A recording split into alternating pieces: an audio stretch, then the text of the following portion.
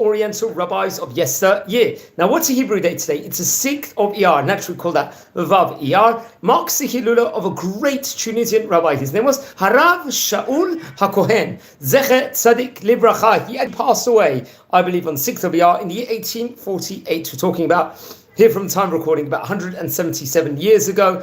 We're not too sure from the records when he was actually born, so if anyone can double confirm with me, if you happen to know more information, I'd appreciate it. Now, he came from great rabbinic auspices. His father's name was Rabbi Musa HaKohen, very great rabbi, and he was born in the island of Jerba, let's say in the southern part of Tunisia, a place we've spoken about on many, many occasions before, with many great rabbanim. He very much was one of the great rabbis in Tunisian history, without a doubt. He would learn under the auspices of Rabbi Tzemach HaKohen when he was at a younger age. I'd assume this would be in the early 1800s or late 1700s or some point in that, depending obviously when he was born. And when he would become older, he would get married, and he would start learning Torah pretty much the entire day, but would work also inside the shop. It was reported over. And eventually, Rabbi Shaul HaKohen would be appointed the chief rabbi of Jerba. Remember, this is an outstanding position, especially because Jerba was a place, a bastion of Torah center in Tunisia and North Africa countries, especially 1800s, respectively, and part of the 1900s. He would devote his time to community work, establish, let's say, various different takanot also. And if he felt there was maybe more inappropriate like minhagim or takanot, he wouldn't necessarily continue those. It was reported over. Now, he was close with another great rabbi, I think we just mentioned about it over the last few months, I think in a separate video, Rabbi Yeshua Bassis. He was very close, who happened to be another great rabbi of that specific vicinity, respectively. And it's interesting, I think Rabbi Bassis would actually give him great compliment and say that how he was outstanding and Hashem had chosen him in his position, respectively. And remember, this was a time period where, let's say, he saw that Tunisia, there might have been like some struggles and some challenges, but said that Rabbi Shaul HaKohen was outstanding with regards to helping strengthen the study of Torah and helping the students, the Talmidim of Jerba respectively, and how much there'll be a flourishing with regards to Torah study and great Rabbanim actually emerging from this great place. Now, he was reported over, he was an expert with regards to, let's just say, I'll say it's the Chacham Shaul HaKohen Yabaki Benigla Benistar. He was a really great Torah learner, had a brilliance within regards to that. And he was, I think, חיבר ביותר את דרך הפשט,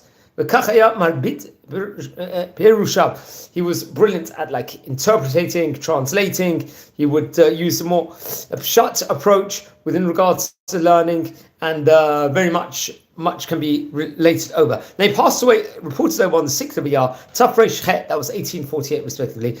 I believe he was buried in Jerba at the time. Now, I believe on Tu B'Shvat, in the year 2000, we're talking about 25 years ago, this was about 150 years, just a plus after he passed away, they would move his bones and his remains and bury in Moshav Eitan, it's reported over in Israel. So he would have burial eventually in the land of Eretz Israel. Now, it's reported over, he would author 10 different Torah works. And I think some of them did come out while he was alive, if I'm not mistaken, and some of them was published after he passed away, including among the works was Lechem HaBikurim and the Klalei HaDiktuk, let's just say.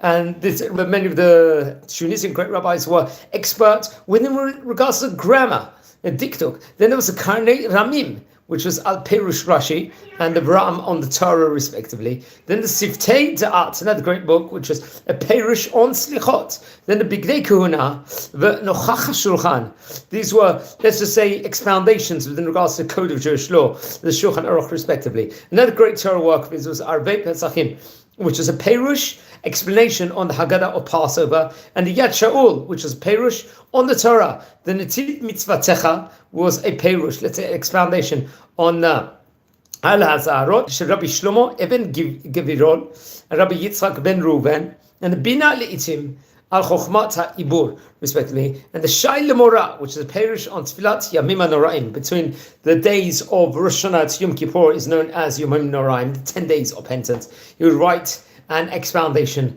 within regards to that respectively. Now, I believe his book, if I'm not mistaken, was actually published in Livorno. I remember that I had a brilliant publishing house, and many of the great books of that specific day in of itself would be published over there. If I'm not mistaken, yeah. So many of the great rabbis.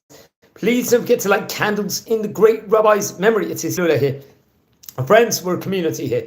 We're learning about the great rabbis of yesteryear. Now, if you happen to be descended or related from any of the great chachamim we're speaking about, send me an email. I would love to hear more. If you feel anyone's interested in watching these videos, share the videos to those people respectively. And if you haven't subscribed yet, please subscribe now to the channel. We're a growing community, learning about the great Oriental rabbis of yesteryear. So wishing you Shabbat Shalom, recording this just before the Parshiot of Tazria Metzora, a double header this week, and Chodesh Tov, and we just came out of Yom HaAtzmaut and Yom HaZikaron the last couple of days over here in Israel. So take care and be well, everyone, friends, and let's grow together in learning. And also, friends, we've already covered 900 videos of great Chachamim. So look over the archive, the library of the videos of the great rabbis, and enjoy them and share those respectively. Also, tell me if you happen to descend from anyone. Thank you very much. I'm wishing you all a Shabbat Shalom U'Mavarach.